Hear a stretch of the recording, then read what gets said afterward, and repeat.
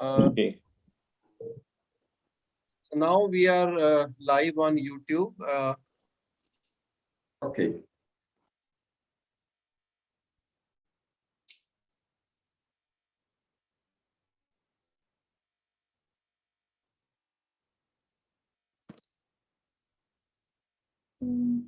Just a second.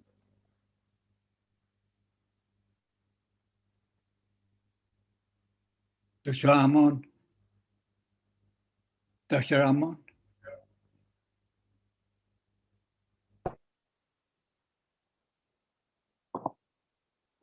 Please mute yourself, except those who are, going to speak.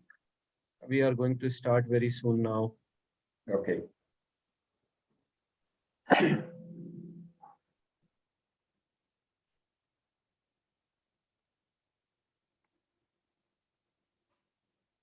Dr. Anwar?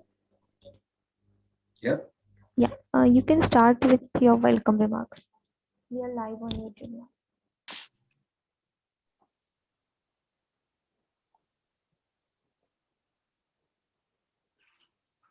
Shall I start? Yes. Dear friends and colleagues and attendees, although social media and online information has gained popularity in the last decade, the pandemic has added a lot to the importance. However, there are good things going around as well as bad.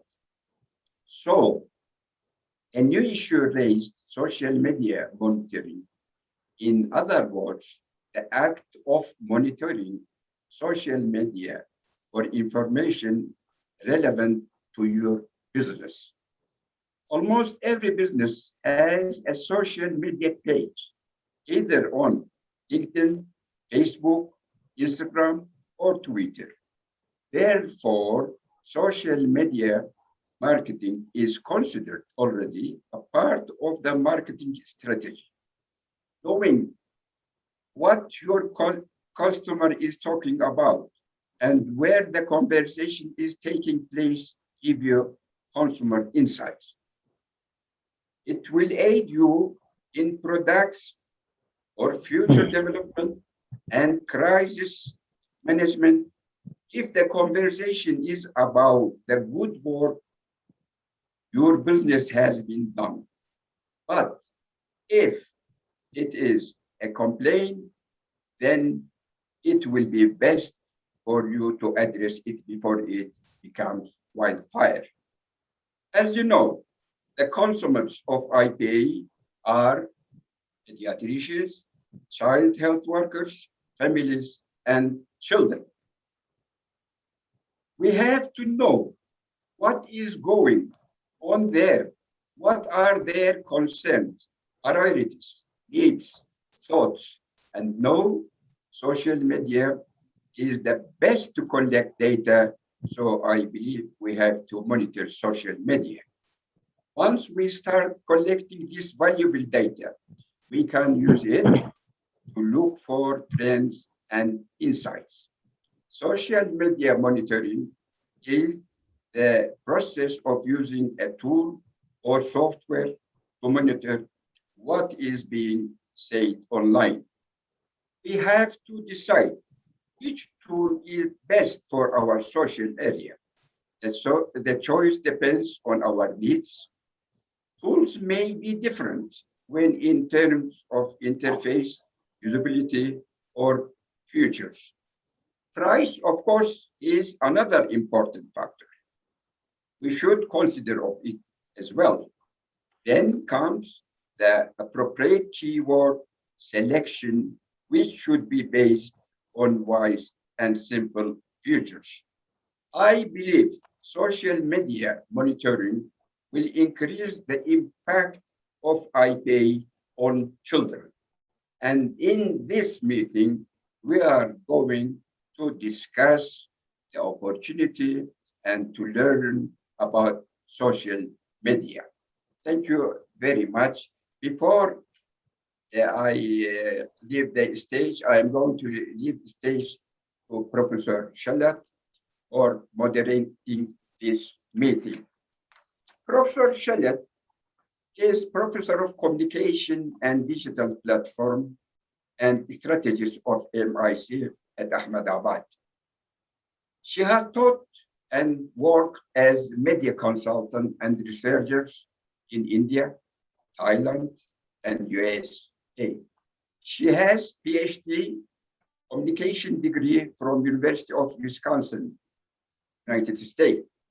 Her publications include books, journal papers, and book chapters. She got many awards and fellowships, include Soviet Land Nehru Award, Shastri Indo-Canadian Faculty Research Award, and Salzburg Seminar Fellowship as well. She is also the editor of Journal of Creative Communication.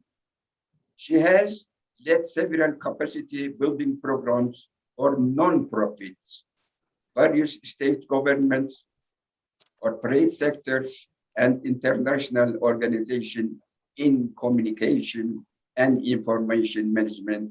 She is an active member of the leadership for vaccine confidence. The stage is for you, Professor Shalat. On and good luck. Thank you very much, Professor Enver, for introduction. And before I go ahead and welcome Dr. John to give his opening remarks, I would like to share some instructions with you and also some interesting information about an online course. So, Amrita, can we go on to the instructions, please? So, 3 important instructions for everyone. Please turn off your video when you are not speaking. And also it's good to keep yourself muted so that there are no background sounds. Please rename yourself the same way that you have registered. And if you have any problem, any technical issues about how to rename yourself or any other problem, please privately message Amrita at Child Health Foundation and she will help you with that.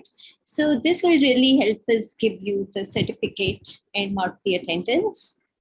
And when, after Professor Yadav's talk, when we go to the question and answer session, please raise your hand and we will give you speaking rights. You can also put your question in the chat. So either way, it is fine. So next slide, please. Yeah, so I'll just walk you through the agenda for today. Soon after I finish sharing the information about the course, I'm going to invite Dr. John for his opening remarks. And then we'll straight away go to the session by Professor Anubhuti Yadav on how to monitor conversations on social media, which will be followed by question and answers. So I hope you have lots of questions. And then Professor Pullingan will give his closing remarks. So that is the agenda for today. Amrita, can we go to the next one? Yeah. So before we proceed to the talk today, I want to share information about a very interesting and relevant online course that IPA is offering. This course, spread over 7 modules, is available in 7 languages. So English, Spanish, Russian, French, Portugal, and Arabic. So you can take it in the language that you like. And it is also a course which will take like 10 to 12 hours, which you can also do in multiple sittings. So it's very conveniently designed. And it's a very useful course, I would say, for frontline health workers, policy makers, doctors, media persons, anyone who is actually interested and involved in building vaccine confidence. So, and additionally, it's a free course, and Amrita will share the link on the chat for you to register.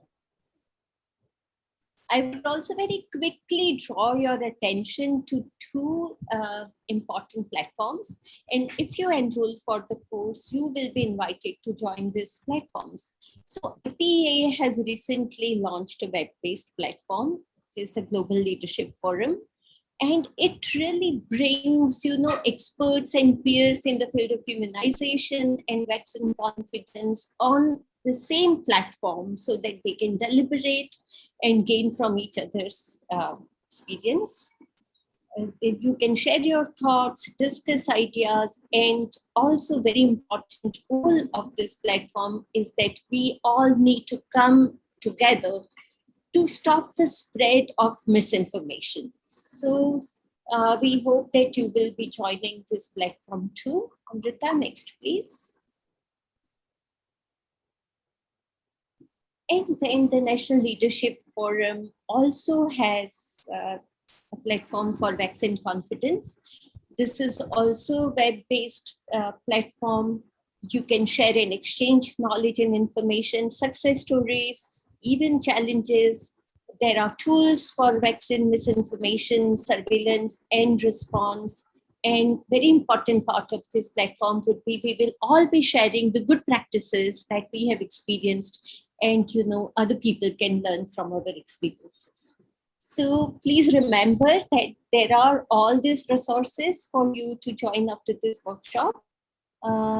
We also have IPA YouTube channel. The link is right here. And Amrita will also again post the link for you in the chat so you can save it. And we hope that with all these resources, IPA and Child Health Foundation both have several social media platforms on Twitter, Facebook, they have their websites, YouTube channel. So please, we just hope that, we will use all these platforms to collectively come together. So I think please have a glance at the instructions once again, and then we proceed with today's program. Thank you, Amrita. So now I would like to invite Professor Jacob John for his opening remarks. And sir, it's a privilege for me to introduce you. Dr. John is a leading expert in child health and virology, known in India and internationally. He is an emeritus teaching faculty of Christian Medical College, Vellore. He has served the Child Health Foundation as its chairman from its inception. So he has a big role to play, in all of us coming together. He had served as president of Indian Academy of Pediatrics and as president of Indian Association of Medical Microbiologists. Dr. John is a former director of ICMR Center of Advanced Research in Virology and National HIV/AIDS Reference Centers, both in Christian Medical College, Vellore. Dr. John's academic interests span infectious diseases in general and viral infections. After retirement, he has remained very active. He has continued to be a freelance scientist, in which capacity he had solved the mystery diseases in 3 places: Saharan, Uttar Pradesh, Muzaffarpur, Bihar, and Malkapuri, Odisha. Dr. John has published over 500 scientific papers on a variety of infectious diseases and also on vaccinology. So, sir, I welcome you and request you to give your opening remarks, please. Thank you very much. Am I audible? Yes. I do not want to break the trend of thought of the workshop, so I shall be very brief. And my main function is to tell everybody what Child Health Foundation is and to welcome all of you to this very, very important and timely workshop. Child Health Foundation is a very tiny organization in a huge country, India. But even an ant can bite the elephant and make the elephant irritated. or run away. So Child Health Foundation, being small, has flexibility to do things that larger organizations like Indian Academy of Pediatrics, its own bureaucracy, procedures, whereas we are just a few individuals. Naveen Tucker's brainchild, I've been chairing it. We are a trust, and we set our own agenda. From the very beginning, our agenda was promoting childhood immunization and creating a defense force of pediatricians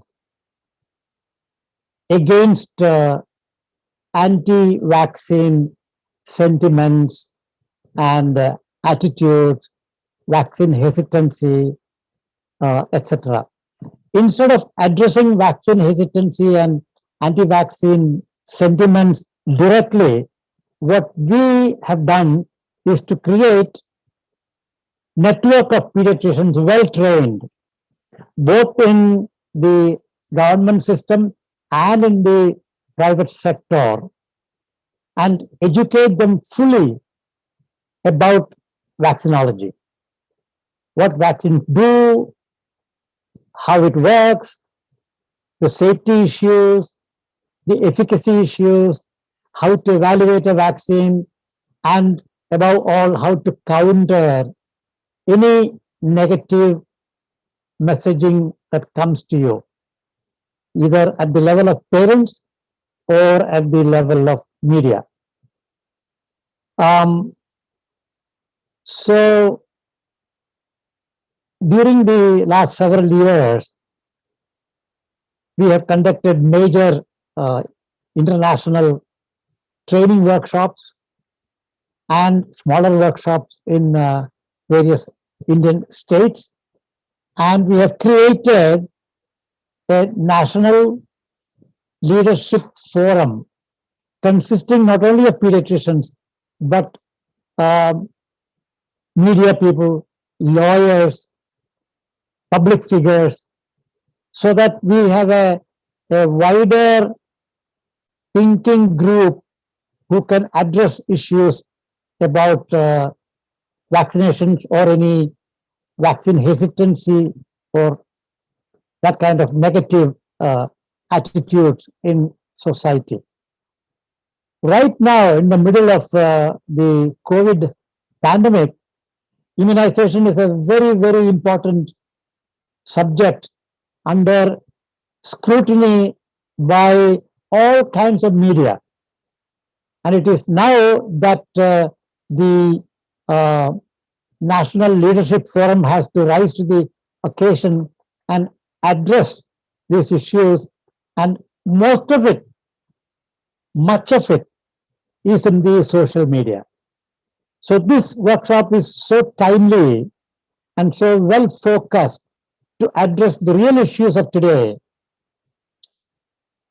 of the, if you want to call it, infodemic, an outbreak epidemic of information in which good information and bad information are presented side by side, and the public is confused as to which is right, which is wrong.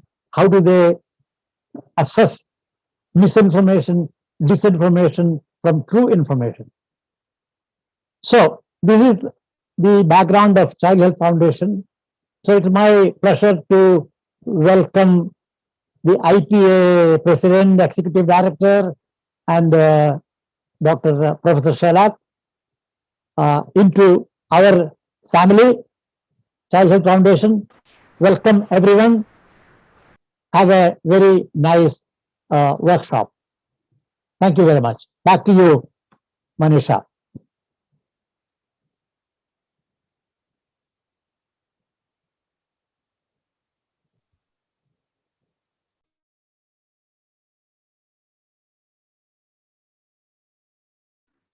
Am I audible now? Yeah. Yes, ma'am. Yeah, thank you, Dr. John. I think you set the perfect context for Professor Yadav's talk on how to monitor conversations on social media. So I would like to now invite and welcome Professor Anubhuti Yadav from the Indian Institute of Mass Communication. And before she delivers her talk, I would like to give a brief introduction.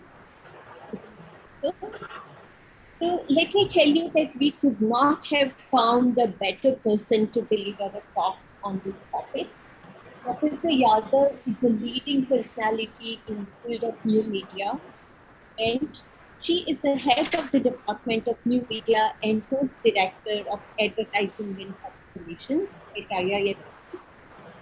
She is also holding the responsibility of the Dean of Welfare and is a member of Executive Council and Education. And I must tell you here that I have known Professor Yadav's work in this field for years as a leading researcher and practitioner. Professor Yadav is a Google certified fact checker and has conducted workshops on fact checking and verification for journalists as well as media educators and for various other audiences. And now today she will medical. She is a leading expert and an active promoter of media literacy, and that is actually where two of us connected. She has undertaken various projects to promote media literacy.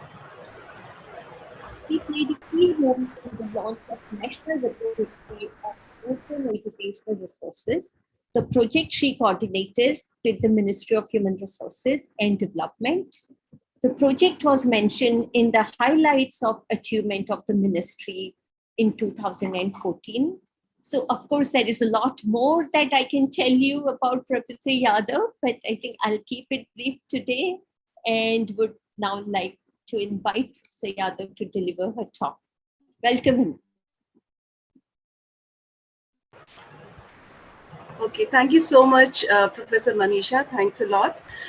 First of all, I would like to thank International Pediatric Association and Child Health Foundation to invite me here for this particular workshop.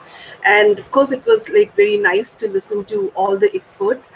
For me, it's quite an unusual time. Usually we conduct our workshops, training programs in the morning, noon, but this is the first time I'm doing it, at 8 p.m.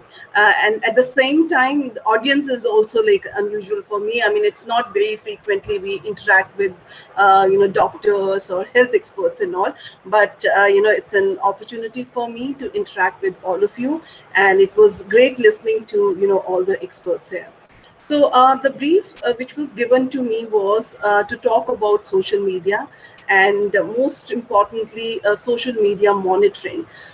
So I'll be talking about that. So I'll be actually taking you through my presentation. That's a 20 minutes presentation.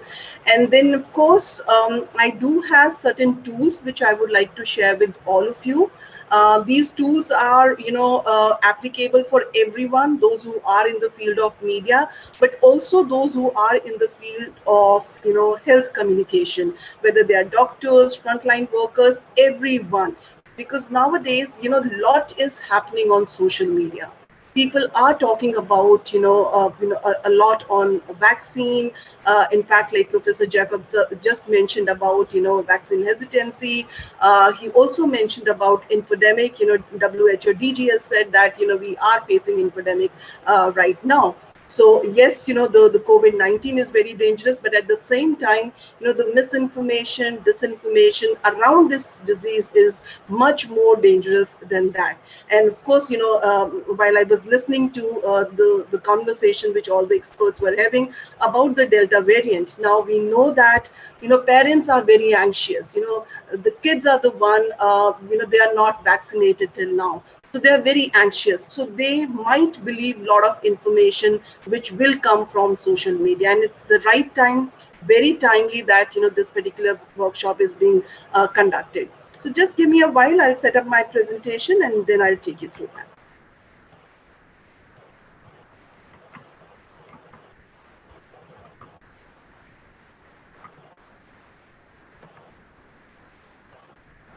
Okay, so is it visible, Amrita? Yes, ma'am. Okay, so this is what we are going to talk about. We'll talk about social media monitoring. How do we find all the information online that's relevant to us and our interest? So we all have different interests. We all have different requirements. I teach media students. My requirements could be, a different. Many of you are in the field of, health. So your requirements could be different, but social media can play a very important role when it comes to collating data. There is a lot happening on social media. There is a lot of information there. Earlier, when we used to talk about research, we always used to talk about that, let's go in the field and conduct the research. But now, the data is already available. It's just that the experts have to look at that data critically. They have to analyze it, and they have to come up with their findings. So what we are going to do in this 25 minutes, which I have, is one, what is social media monitoring? Then we'll talk about need for social media monitoring. Why do we require social media monitoring? Till now, we've been talking about social media as a platform wherein people can interact, they can engage with each other. But this is something which is new, wherein you're monitoring the content on social media. So what is the need for that? And especially in the context of those who are working in the health sector. And then, of course, we'll be talking about certain tricks, certain tools for social media monitoring. There are tricks which I think each and every individual should know when they are searching content online. And then there are special platforms which can be used for social media monitoring. So these are the three things which we are going to do in the 25 minutes which we have for this presentation. So when we talk about social media monitoring, this is also called social media listening. And it's all about finding, tracking online conversation. And these conversations are around keywords, phrases, events. Say, for example, when I'm saying keywords, phrases, events, it could be about, vaccines. It could be about, the different types of vaccines. It could be about, the effect of vaccines. It could be about immunization programs in one particular country. So it could be anything. And these conversations about your brand and business. So when I'm saying brand, I'm talking about the different experts in the field of health. They could be doctors, they could be hospitals. So these conversations are about those brands and businesses, about your industry and about your competitors. And listening to conversations will help you find patterns and trends which you can use to your advantage. And this is what we have to do. We have seen that there's a lot of misinformation on social media.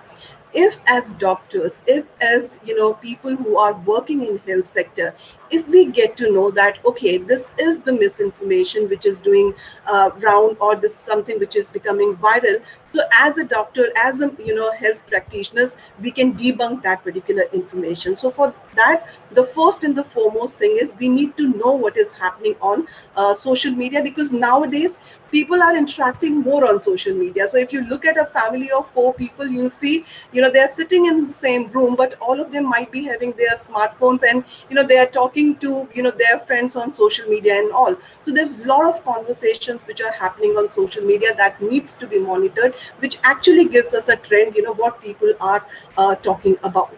So how does this help you, and how does this apply to you as a doctor, as a hospital, as an expert, or as a parent? So I was thinking that since it's a International Pediatric Association event, so maybe like there are a lot of parents who might be part of this. I'm not very sure, but yeah, if they are there in this particular group, that's a very good thing.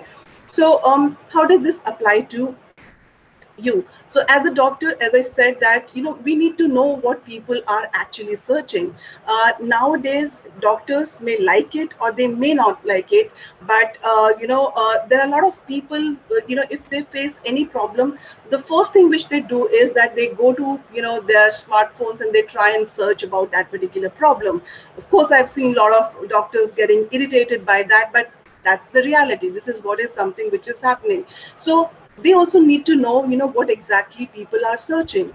Say, for example, when we talk about vaccine hesitancy. Now, we need to know why people are hesitant. What are the different reasons for this? There could be cultural reasons, there could be medical reasons. So if we know what people are talking about, yes, then we can actually solve that particular problem to a certain extent. So this is applicable for all the age groups. Now, as I said, it's very important. Why it is important right now to listen to what is happening on social media, because there is a fundamental shift which is happening in the way we are finding information, the way we are making decisions, the way we are engaging with people, and the way we are making ourselves heard.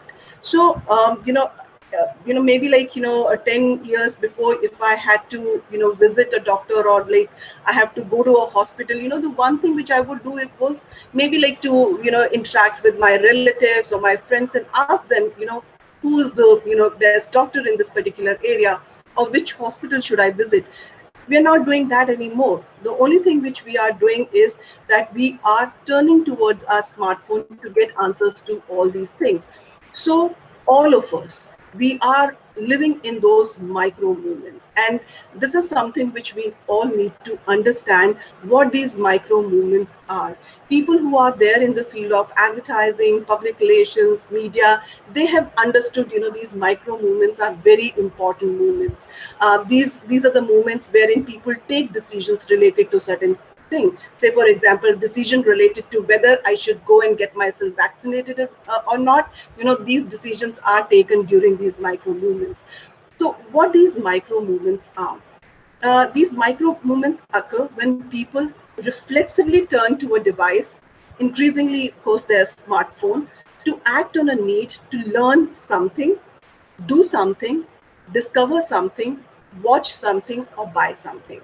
And they are intent-rich movements when decisions are made and preferences are shaped. So these are very, very important movements for everyone, for a doctor, for a hospital, for parents. These are the moments wherein there's a lot is happening, and everything is happening on smartphones, because people are searching that particular content on their phones or maybe like on their laptops. So Google actually came out with this. There are 4 game-changing movements that really matter. So first one is I want to know movement. So for example, when someone is exploring or researching, but is not necessarily in a purchase mode. So I have a problem, but right now I am not looking at visiting a hospital or a doctor. So what I do is I just pick up my smartphone, and I'll say that, okay, what are the kind of headaches people have when they are having any spinal problem and all. So this is I want to know movements. I want to know about that particular problem. Then the second is I want to go movements, which means when someone is looking for a local business or is considering buying one particular product. So for example, if I have to visit a doctor, so the first thing which I'll do is I'll try and find a doctor or an hospital which is near me. So if that thing is available, definitely like I'll try, or maybe like book an appointment and go to that particular hospital. And then you have I want to do movements when someone wants help completing a task or trying something new. And then I want to buy movements wherein you actually go to a store, you buy something, or you go to a hospital, or you get yourself vaccinated with whatever vaccine is available, whether it's Covaxin, Covishield, Sputnik, or like anything. So that's the decision which you are making, and you're getting the things done. So these are 4 game-changing movements. Now these movements can be applied to any field. I am talking right now about brands. I'm talking about advertising, marketing field. But see, even like army, they also have these movements, and they are leveraging all those movements. Say for example, if we talk about Indian Army, so there are movements like I want to know movements. For example, people who would like to join army. So these are the I want to know movements wherein they are searching about Indian Army. There are movements like I want to do movements, which means like maybe like they want to do a certain training before that, maybe like they want to attend a certain coaching before they appear for their SSB exam. So these are I want to do movements. And then of course like you have I want to prepare movements. So wherein they are searching a lot of content related to how I should prepare to be a part of this very big and very respectable organization. So these are some movements. Now, talking about health sector. So we have such movements in health sector also. So the first thing is, where can I get treatment movements? These are the movements wherein people are searching content related to this. So how to win, where can I treat movements? And as I treatment movements, and as I said, that we need to leverage these movements for the doctors, for the hospitals, for all the people who are working in the field of health. They need to know these movements, and they need to leverage these movements, and they need to win these movements. So how can we do that? First, be there for local searches, right? For example, Sputnik vaccine is available in India right now. But how do I know in which hospital it is available?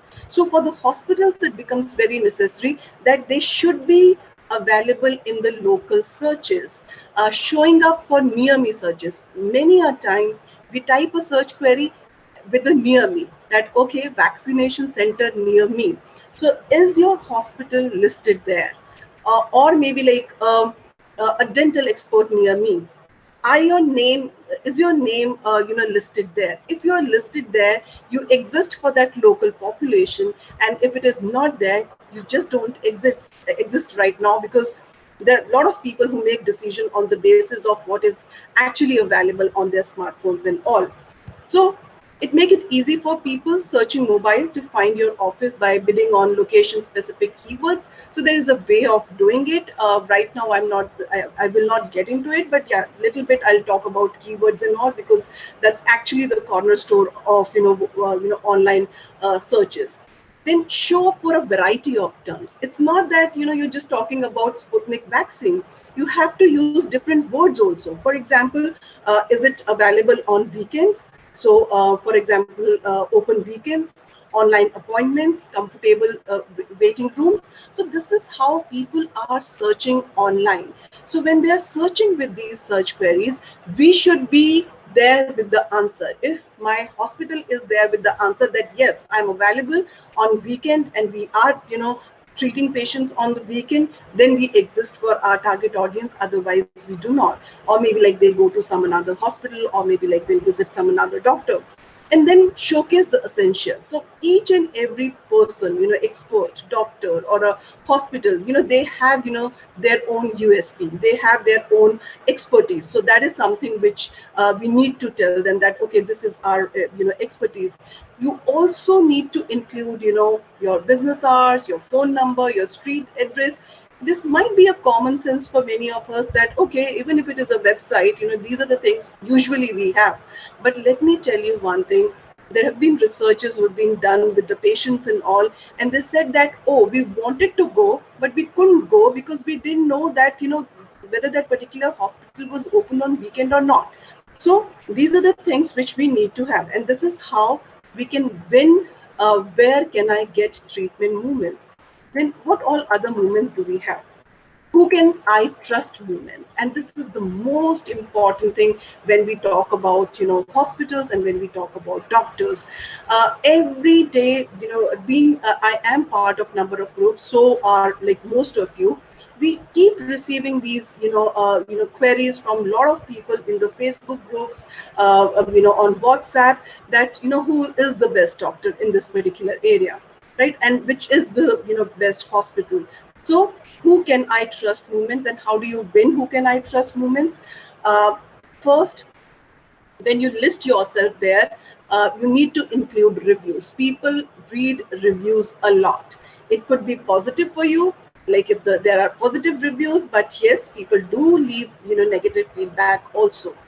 Then make a positive first impression. Say, for example, if you have a website, for example, if you have a website on International Pediatric Association, so that's the first impression people are having of this association.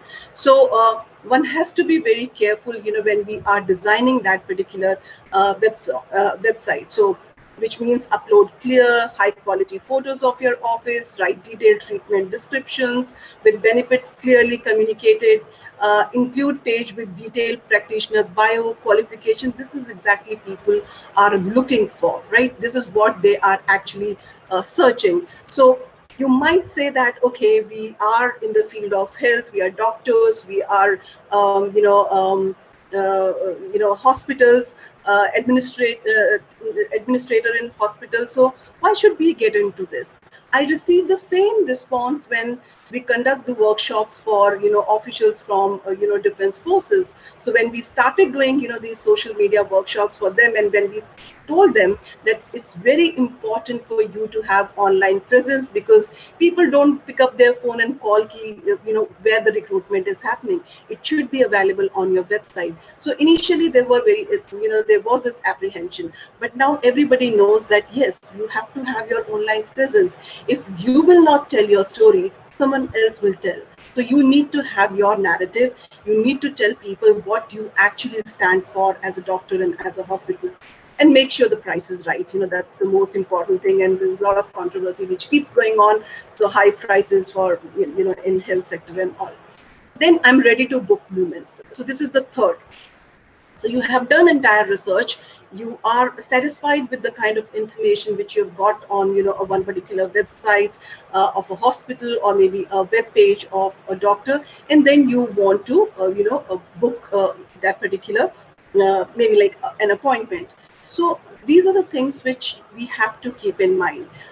Test your site for mobile friendliness, because most of the time we are booking from our mobile phones. Maybe like young people, older people, still, they are there on their desktop or laptops. But, if you talk about the younger generation, and in fact, like I also do most of my booking and purchasing like through mobile. So whether your website is mobile friendly, that is something which we need to know.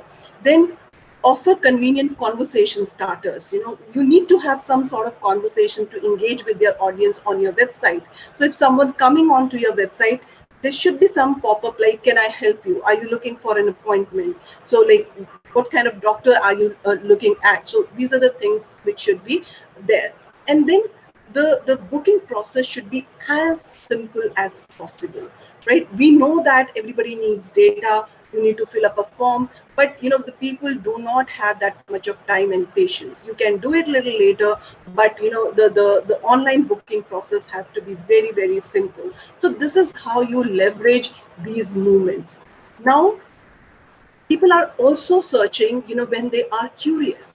For example, this is the graph of COVID-19, what people and how people were searching about COVID-19. And I started from 2019, of course, like it was not there, but you can see the spike here, right? It was like around March 2020. So suddenly, like people started asking a lot of questions related to COVID-19.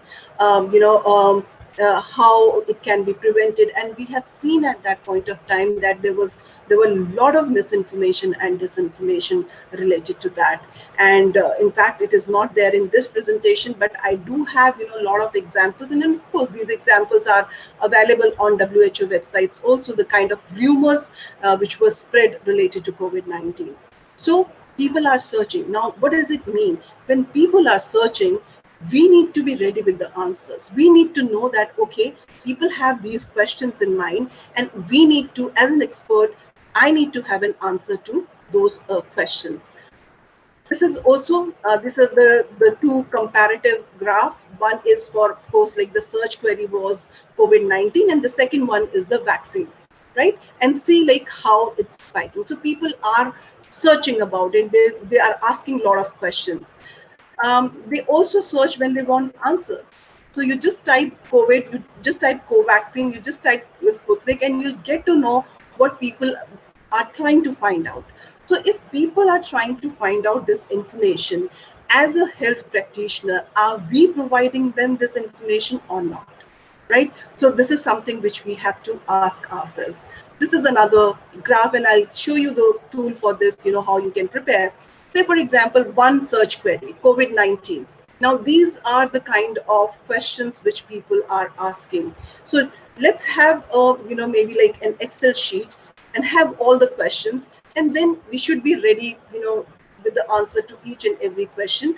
Or maybe like for the doctors and those who are working in this field, this also gives you a lot of insight, and you can also write a paper based on the kind of data which is available on social media. So what will this do once you know what people are searching? This will help in understanding the trend, what people are talking about, right? What are they, what are the issues they interacting upon? What is important for them? So it will help us to understand the trend.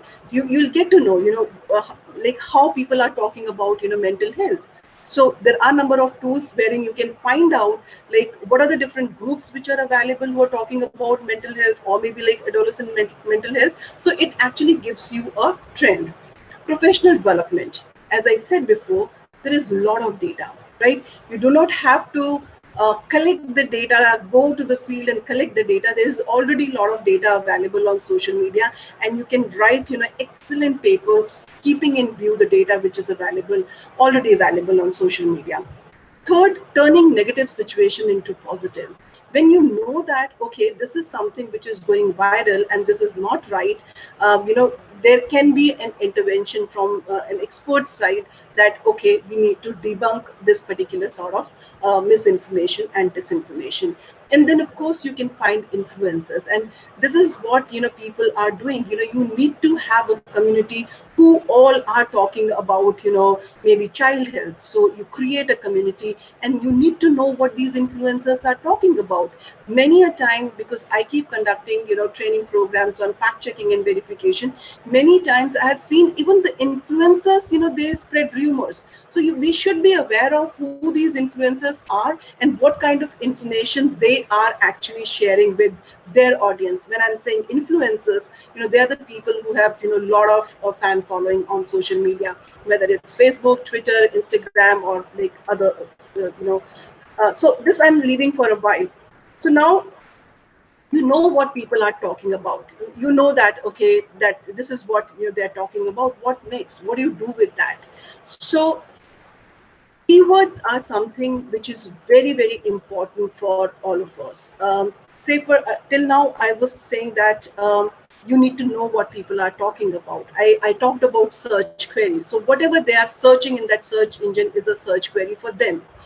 For the people who are maybe like, running a website, say for example, hospital's website, or maybe a doctor who has his or her own blog, for them, they are the keywords. So if someone is typing a search query, right, then, they should get answer to that. For example, today I want to know about, vaccine hesitancy. So what I'll do is I'll just write these two keywords, and then the result will appear on search engine result page. So what do we do? As a reader, we see first page, second page, at the most third page, and after that we change our search query. So the keywords are very, very important. And when people are searching, then your content should appear there. That should be the main objective when we are working on digital platforms. So vaccine hesitancy, as a doctor, if I have written an article on that, my article should come on first page, and I need to work towards that. Or like in a hospital, like if we have actually brought out certain IEC material on that, that should appear on first page. So keywords are very, very important. These are also called search queries. This is how you search, content online. So keywords are ideas and topics that define what your content is about. In terms of SEO, SEO is search engine optimization. They are the words and phrases that searchers enter into search engine, also called search query. So for me, it's a search query when I'm typing that, but of course it can be a keyword for the people who are actually creating the content. I know it could be little technical, but these are the normal things which we all need to understand, because see, there used to be a time when we used to talk about library. Someone has to go to library, and this is how the books are kept in the library. So everybody need to know that. The same applies for the digital platform. And I'll just very quickly get into, because I'll be talking about keywords in detail.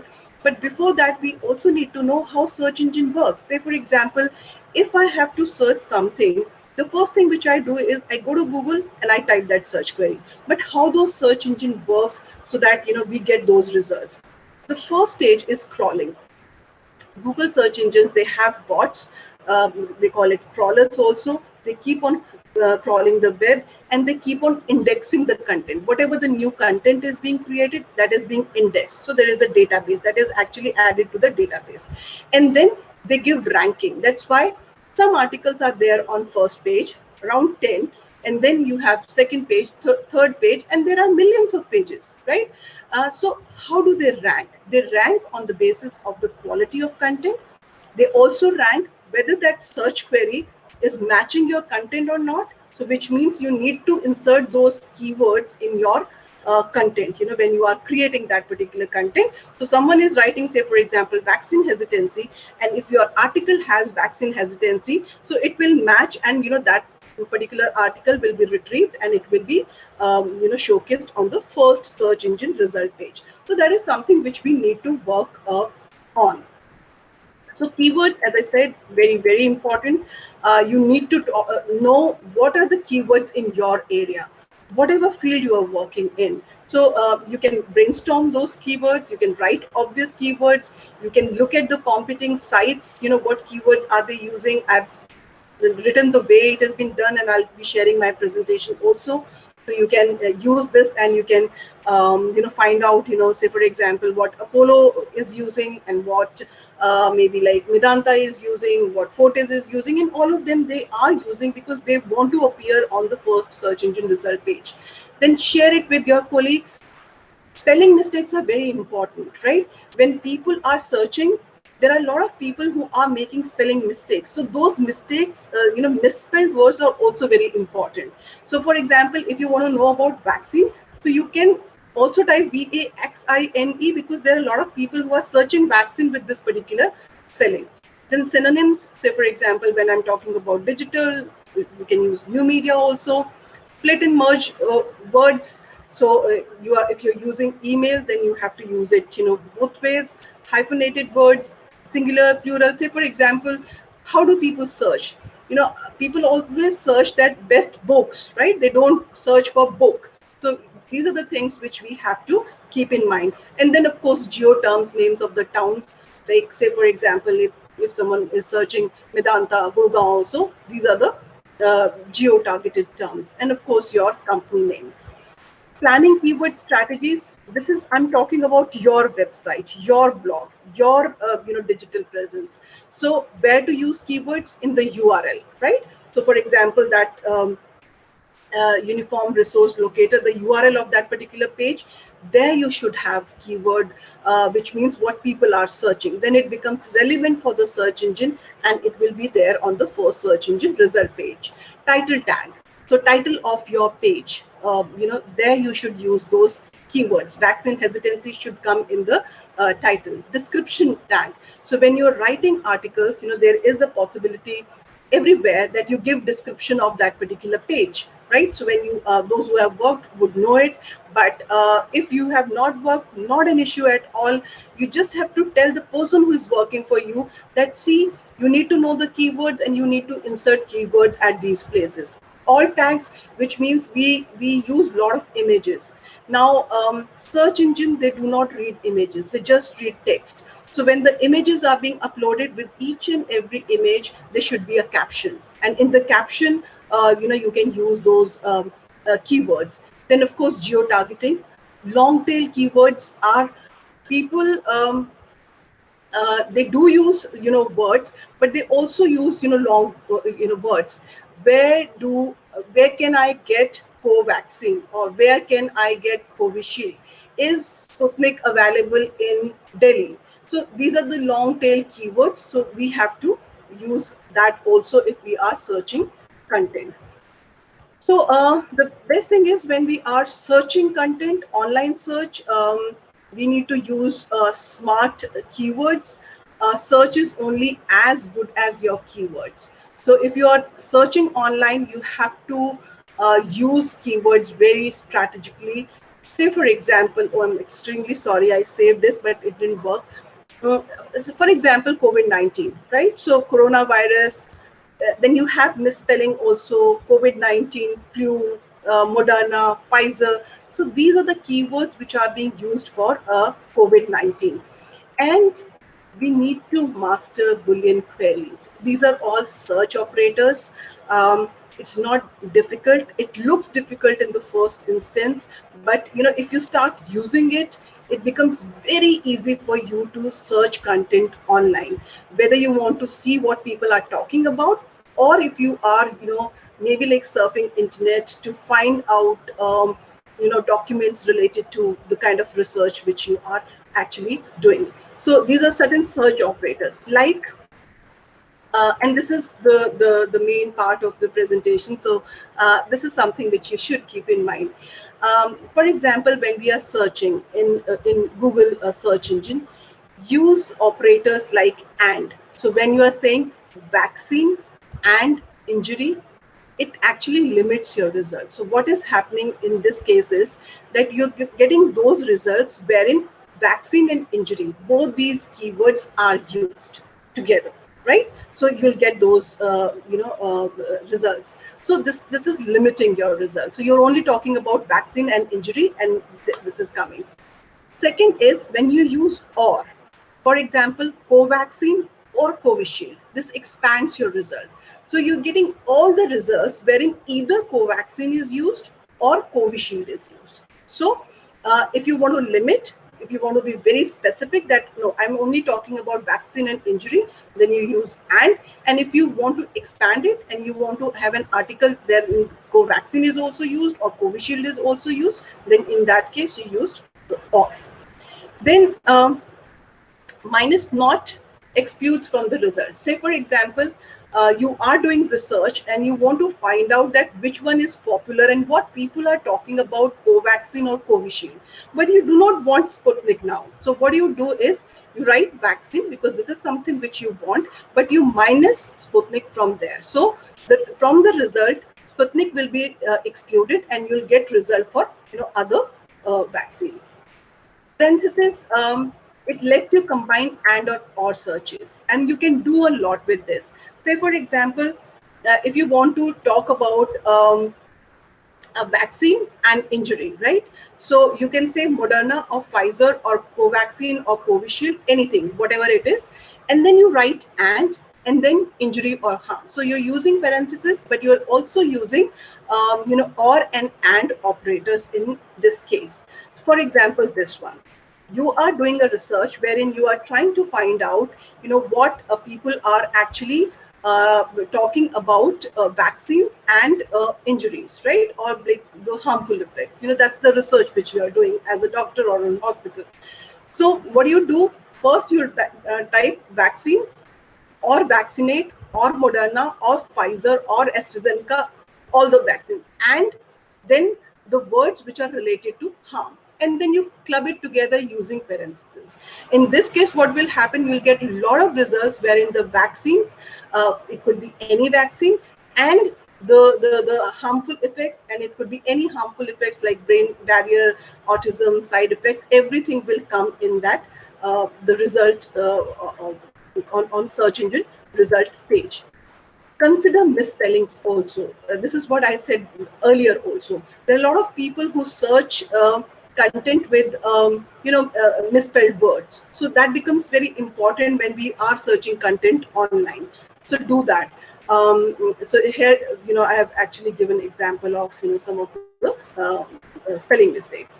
So these are the basic Boolean queries which each one of us should master. It's not that right now you're doing the workshop on social media monitoring, and this is something which is very exclusive to social media. No. If you sit in front of your laptop, if you're doing your research, then these are the things which you should have expertise in. This is like one of the skill which is expected in today's age, digital age. So always put and or in capital letters. That is something which you have to keep in mind. Use or to expand your results or and to limit your results. Use quotation marks to search for a phrase. Say for example, vaccine hesitancy. I just want to have this particular phrase. Put it in the quotation mark and search that.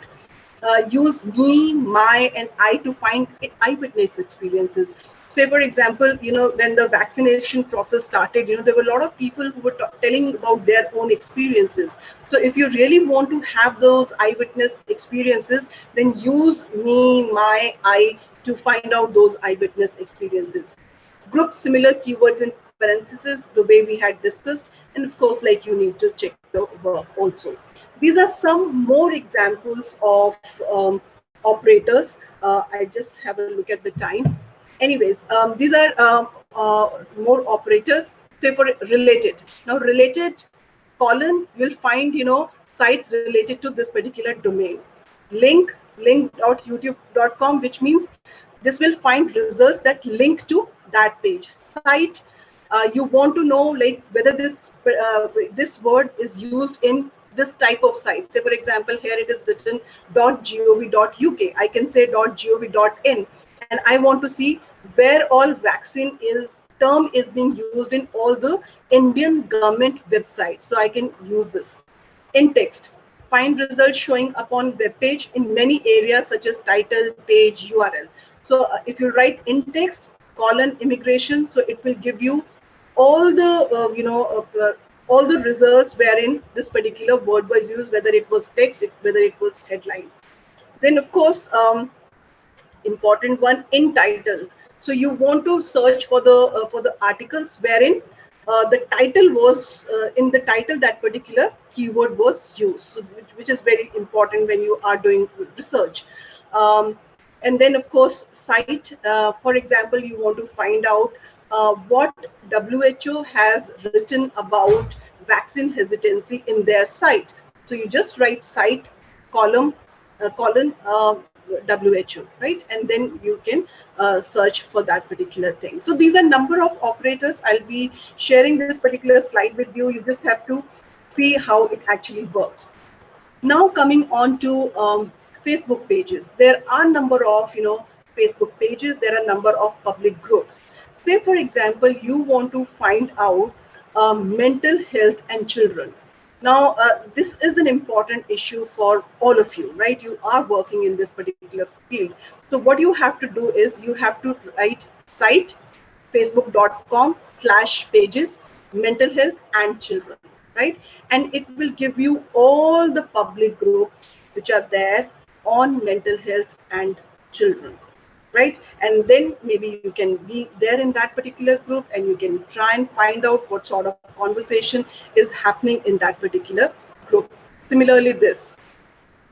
So you want to know about what are the different groups available on adolescent health.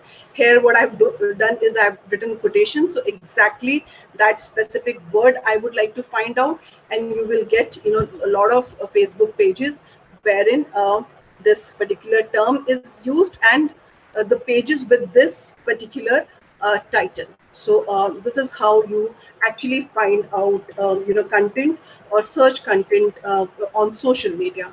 Now these are certain tricks which you can use, right, when you are searching content online.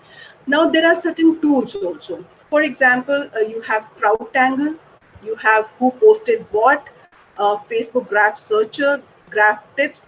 They all give you a lot of information related to what's happening on Facebook. Right? For example, I just want to search on mental health.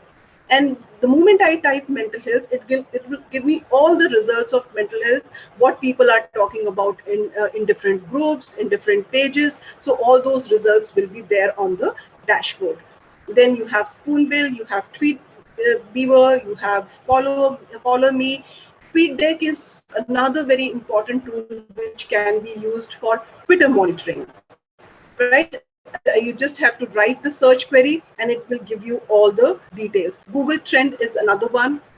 If you want to know like what people are searching at one particular time, or like you can customize that range also. You want to know that, okay, say for example, you conduct an event, a seminar, and you want to know that during that period, how many people searched for this particular search query. So you can find that particular information.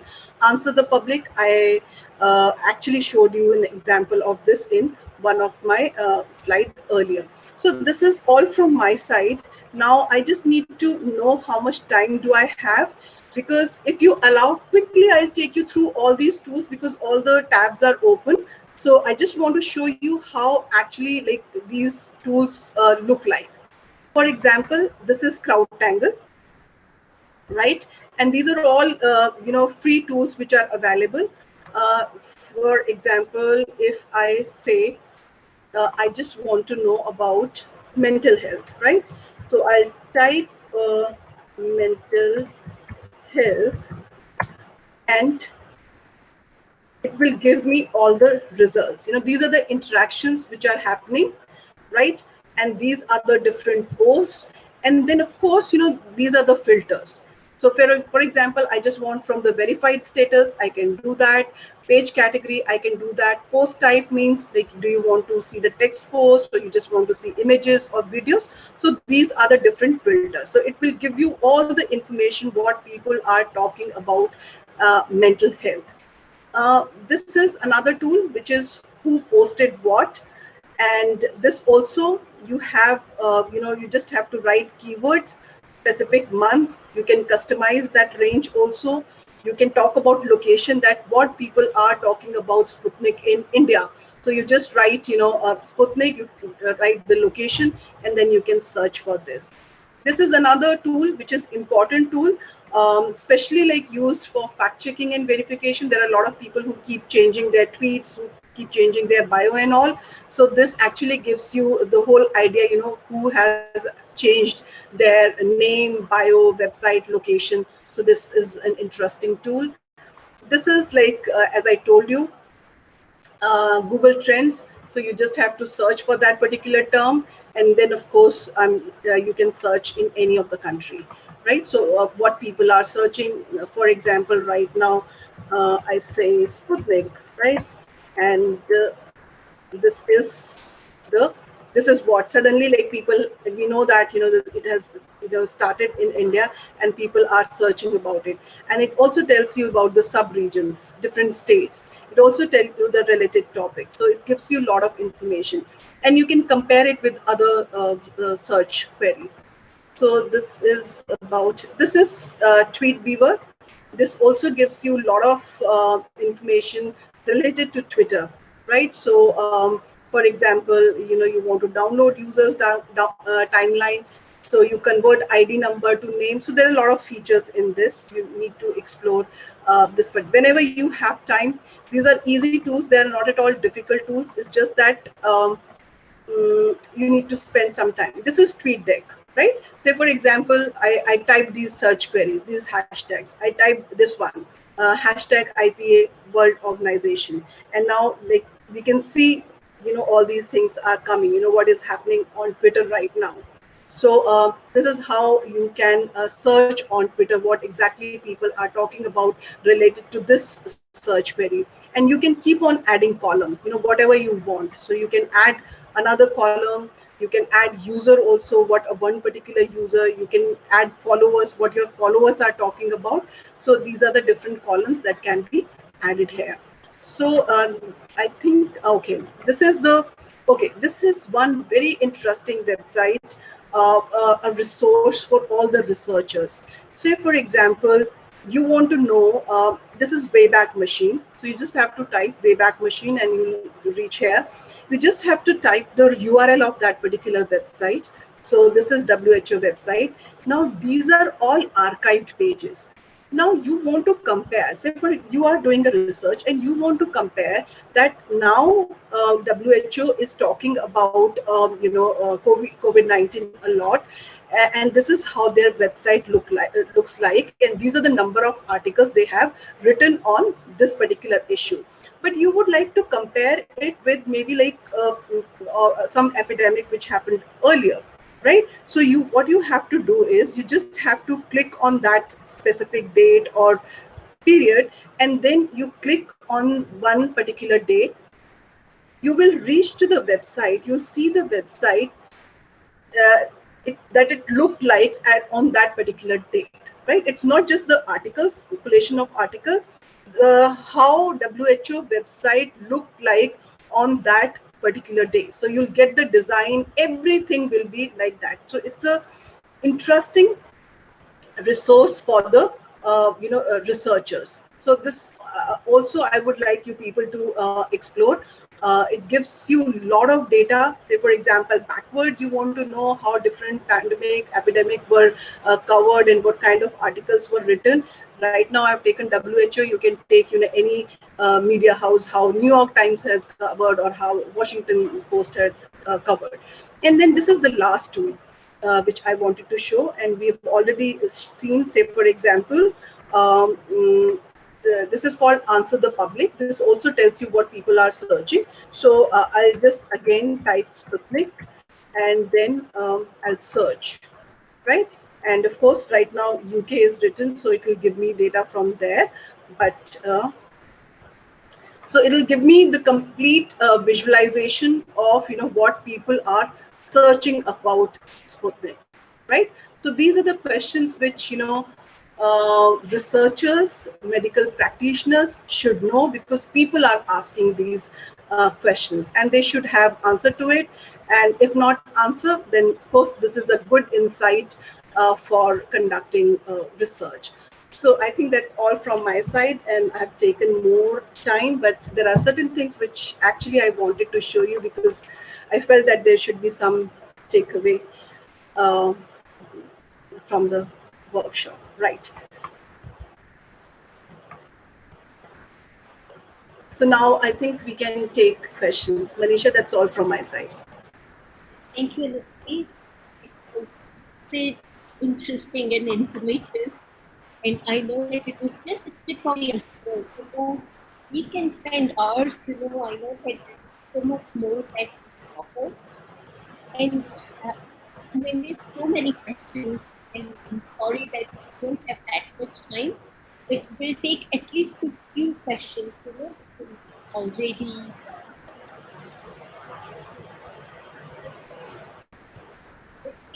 Are there any suggested sites to look for keywords? You're not audible. I mean, I can't. Can't hear me? Can you type it in the chat box, Manisha? Which question are you taking? Because I can't hear you properly.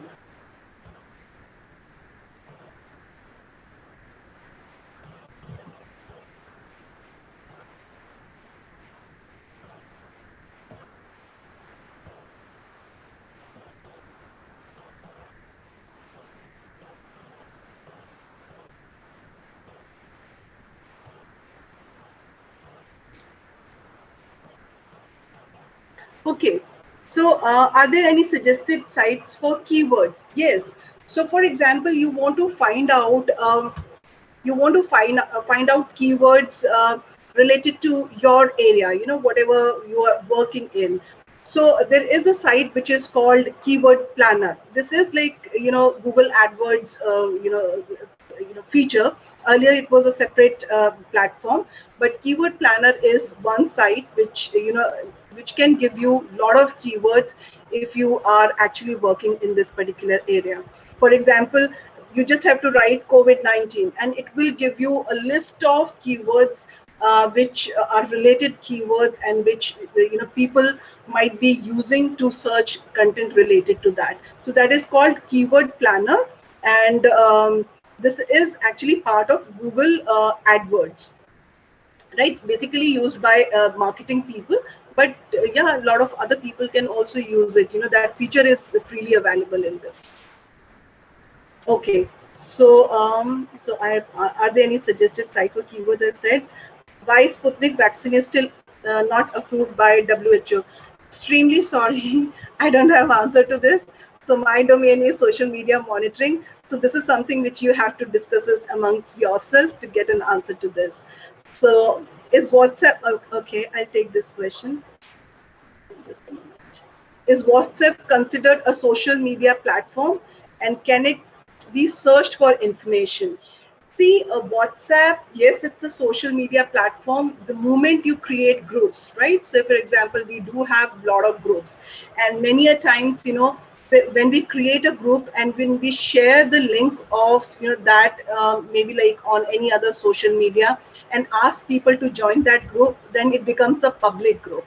So this is a social media platform, but the problem with this is that we all know that this is a closed space, and definitely, like, of course you have to be a part of that particular group to find out what is happening in that group. So it's end-to-end encrypted, so we cannot do that. There are a lot of issues. Say for example, for Facebook groups, Facebook pages, you can do it easily. For websites, you can do it easily, but these are the closed spaces where the challenge is there. But yeah, it can be considered as a social media platform, and it can be searched for the information if it is a public group. So do you need subscription for the use of search tools like CrowdTangle? CrowdTangle, of course, it's a paid this thing, but they have made this available for the researchers, academicians. So you just have to write to them, and they'll be willing to share the details with you, and you will get the subscription of that. I have it, and in fact, like they have good community of researchers who are conducting research using CrowdTangle. So please do write to them. Go to CrowdTangle, please write to them and request them that it should be given to you so that you can use that data in your research. Okay, so Can you hear me now? Can you hear me now? You can't? yes. Here is another question that was asked a little while back, and it says that all search engines do commercial information marketing. So while searching, how do we know that the information popping up is not motivated to impact stories, articles, etc. by journalists? Okay, so I'll just tell you one thing. Say whatever you see on Google, right? There are two types of results which we get. One is organic, and the other one is inorganic. When you type any search query, you'll see there are a lot of advertisements there. With that, ad is written, so these are the ads, and someone has paid for that, right? Then you have a lot of articles which come, and that comes as an organic result. But when I'm saying organic result, there is a challenge. Say for example, there are certain companies who have done a lot of good search engine optimization, and that's why their page is ranked on the first search engine result page. So definitely that angle is there, and it if an article is appearing on the first page, second page, third page, doesn't mean that that those are the best articles. It's just that someone has actually worked on that to make it appear on the first search engine result page. And it is not necessary that the article which is appearing on 50th page or 100th page is not a good article. It can be a very good article, but maybe like the people have not worked on search engine optimization or keywords on that particular article. So that is the problem that is there. But that's the only way we have to search content on the internet. So the idea is that even the good people, researchers, they should be aware tricks of search engine optimization, so that their content should also appear on maybe like first, second, third pages. Yeah. In one last question now, because we are already running a bit late.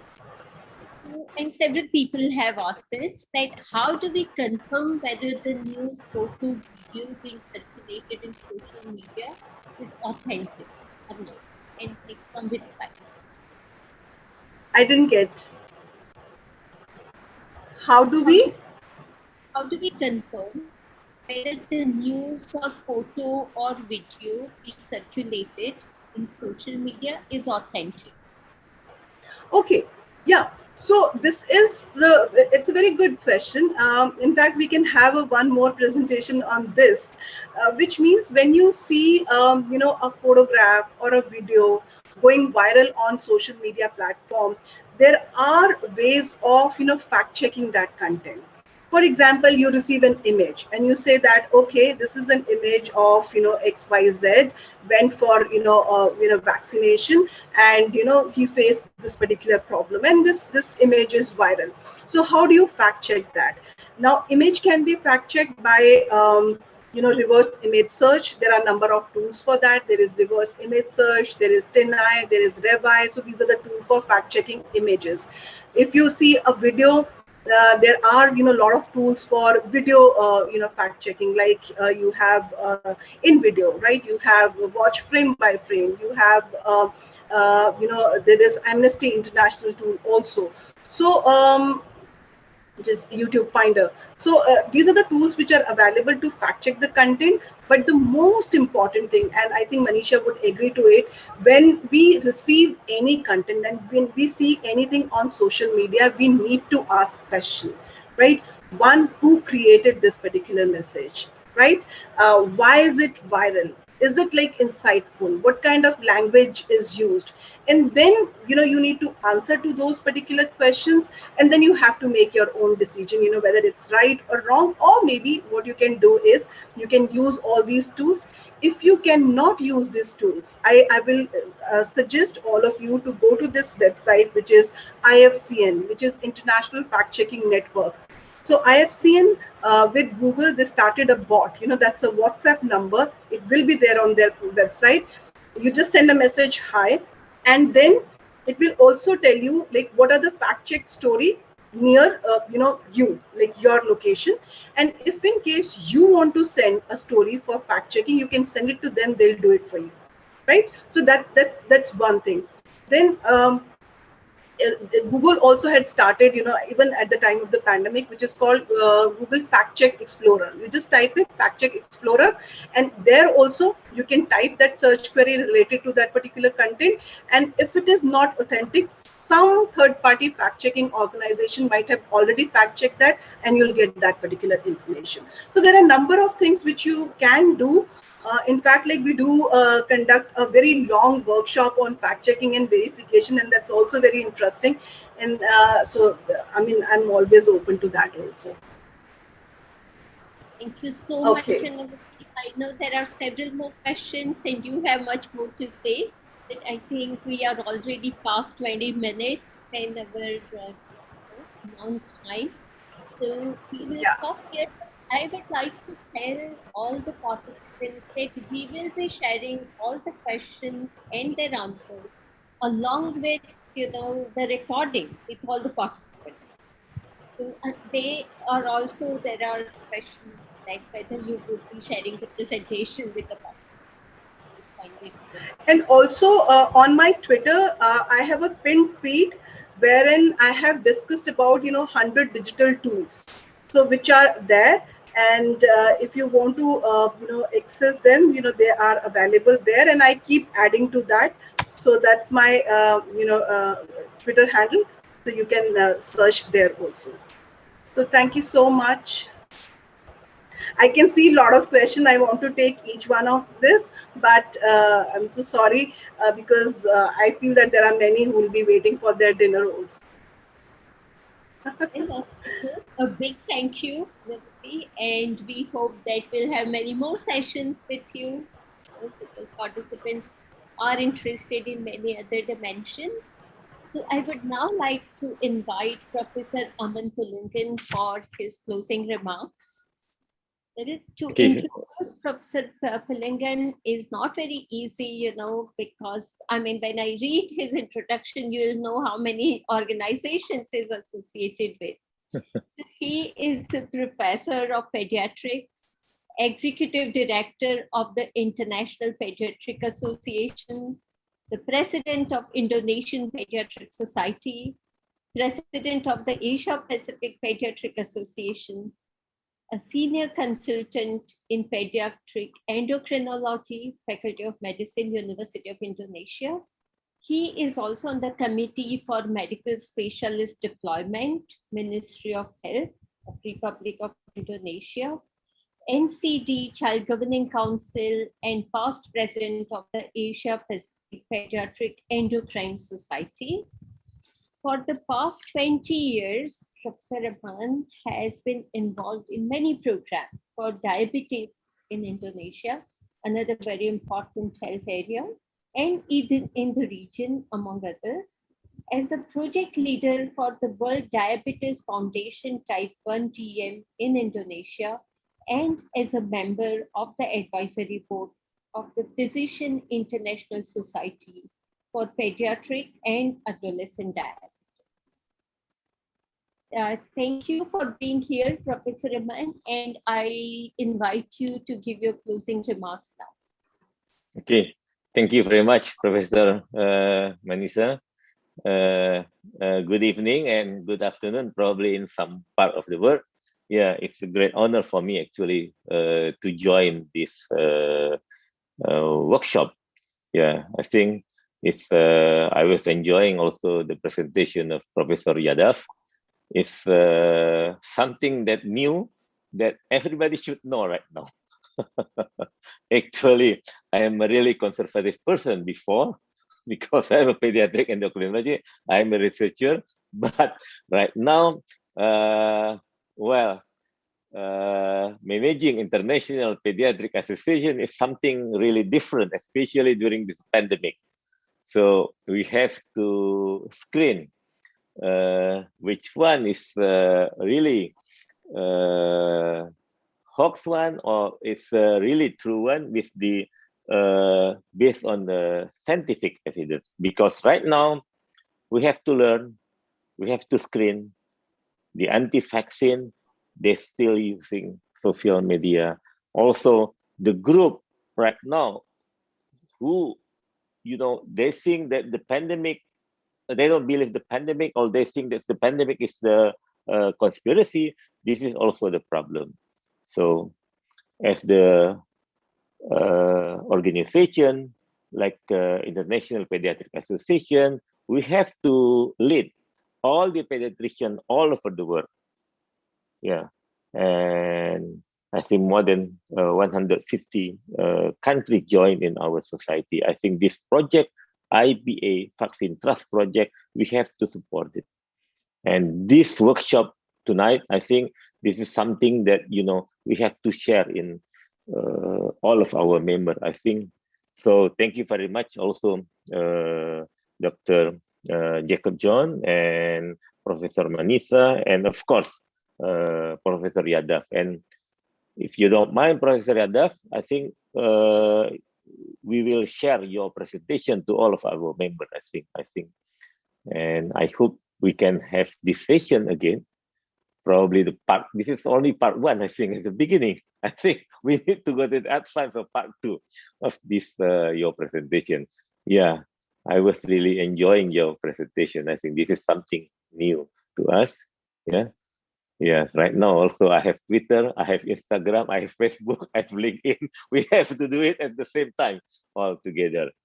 And of course, thank you very much for the all participants who already joined this, and also Dr. Pecker as the project leader of the IPA Vaccine Trust Project. Thank you again, yeah, Professor Salat, Professor Yadav, Dr. John, and everybody who are joining for this workshop tonight. Yeah, I would like to close this meeting formally. Thank you again. Thank you. Thank you.